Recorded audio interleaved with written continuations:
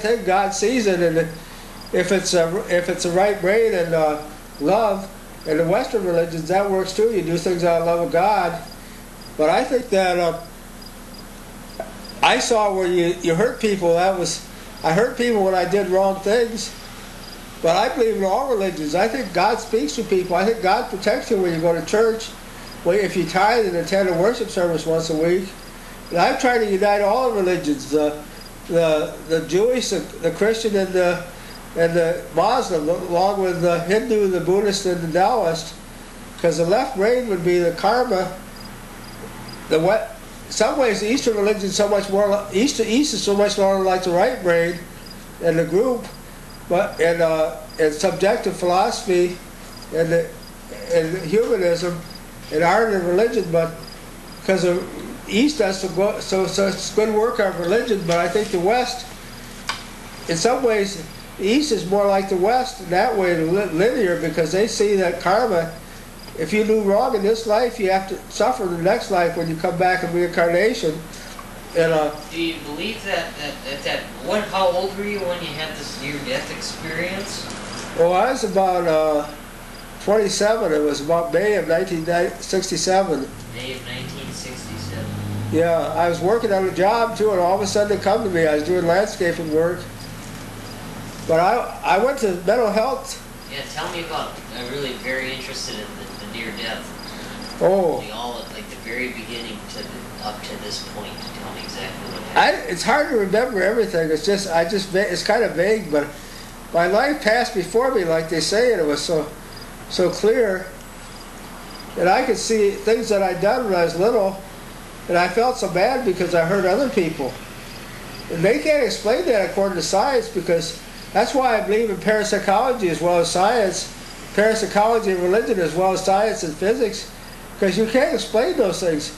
People can be blindfolded, and they can go through, they can be unconscious, and they can see how people are working it, trying to revive them and stuff. They can see what they're wearing and everything else, even if they're blindfolded. That's been proved. That's happened. Because as your soul leaves your body, your soul can see everything. You don't need your eyes to see. And you can't explain that by science. I've had things happen too that you can't explain. I was sitting in Highland Park waiting for the bus twice for going down to the Mall of America. And I had some change in my pocket, and I've had 2 or 3 cents just disappear in thin air twice. It just happened. It just disappeared. There's no place it could go to. It just disappeared. I've had so many miracles happen.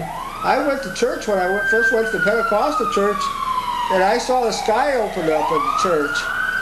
I've seen visions in church. But that doesn't mean that you want to be fuzzy brained or anything like. I mean, a mystic, I use science and philosophy and all that stuff. But this one Jewish guy was wonderful in New York City, but he's talking about how we're God, but I'm not God. Jewish people encourage you so much, but I mean, that was carrying it too far, because God's working through me. I'm not nothing. But 80% of that is from God. It's about 20% from me, because it's just God working through me like a medium. A medium, a spiritualist would transmit ideas from spirits, but I mean, it wouldn't be them, it would be the spirits talking to them. I think maybe my dad, his IQ was 140, and my grandfather Carlson was 150, and maybe they're giving me information from the spirit world. You never know.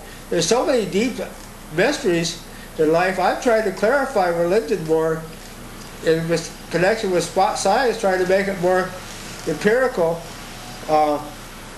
because a lot of people are scientists, and they're wonderful. Science is wonderful because it's so linear, it's so logical. But I mean, religion is true too, because when people, like William James said, you and Kierkegaard, commit yourself to God, you learn how God works in your life once you start attending a worship service.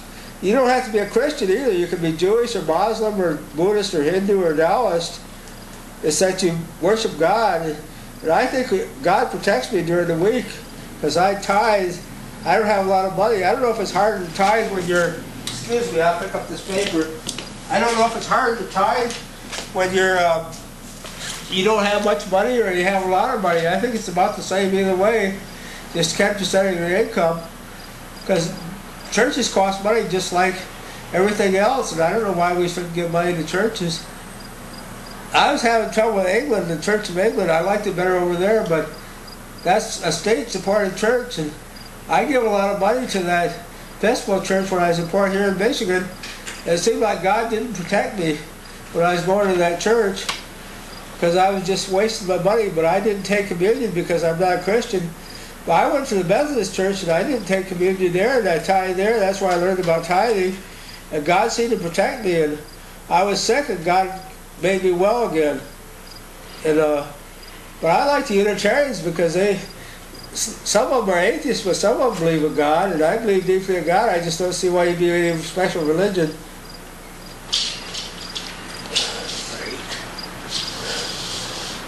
How do you think that's going?